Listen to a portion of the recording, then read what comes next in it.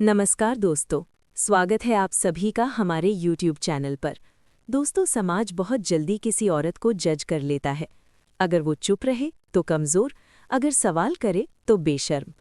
आज की कहानी ऐसी ही एक बहू की है जिसे अपने हक के लिए खड़े होने की कीमत बेशर्म कहलाकर चुकानी पड़ी। तो दोस्तों, कहानी शुरू करते हैं। शर्मा परिवार शहर के पुराने और इज्जतदार परिवारों में गिना जाता था। घर बड़ा था पर सोचें छोटी। जब अनन्या इस घर में बहू बनकर आई तो सबने कहा, बहुत संस्कारी लड़की है। अनन्या पढ़ी लिखी थी, आत्मसम्मान जानती थी, पर साथ ही रिश्तों को निभाने का सलीका भी।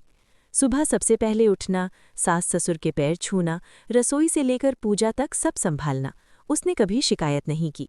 उसका पति राघव एक प्राइवेट कंपनी में काम करता था। शुरुआत में वो भी अनन्या के साथ खड़ा दिखता था। शादी के 6 महीने बाद ही ताने शुरू हो गए। आजकल की लड़कियों को घर का काम कहाँ आता है?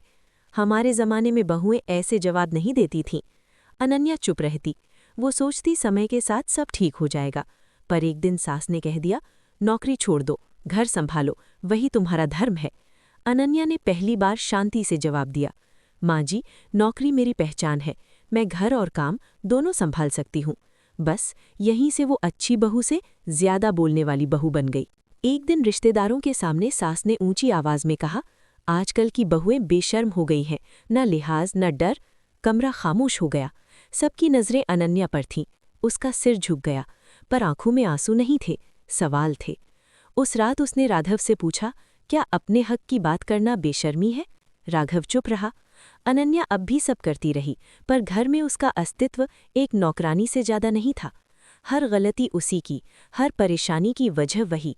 अगर वो हंसती तो बहू को शर्म नहीं, अगर चुप रहती तो ड्रामा कर रही है।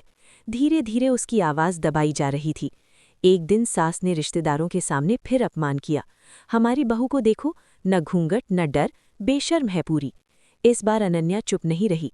उसने सबके सामने कहा, अगर सवाल करना बेशर्मी है तो हाँ, मैं बेशर्म हूँ। कमरा सन्न रह गया।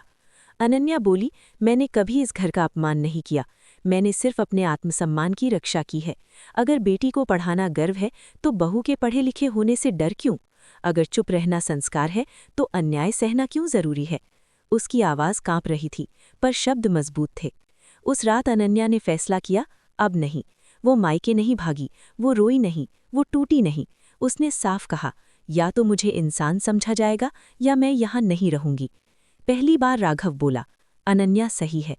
समय लगा, बहुत लगा, पर सास ससुर ने पहली बार खुद को आईने में देखा। अनन्या ने घर नहीं तोड़ा, उसने सोच बदली। अब वही औरत जो बेशर्म बहू कहलाती थी, घर की रीढ़ बन गई। अनन्या आज भी वही है, सम्मान देने वाली पर अपमान सहने वाली नहीं। और समाज अब भी उसे 2 नामों से जानता है। कुछ कहते हैं संस्कार वाली बहू, कुछ कहते हैं बेशर्म बहू। पर फर्क सिर्फ सोच का है। दोस्तों, आपके हिसाब से क्या अपने हक के लिए खड़े होना बेशर्मी है या चुप रहना ही संस्कार है? कमेंट में अपनी राय जरूर लिखें। अगर कहानी दिल को छू गई हो तो वीडियो को लाइक करें और चैनल को सब्सक्राइब करना ना भूलें। मिलते हैं अगली कहानी में।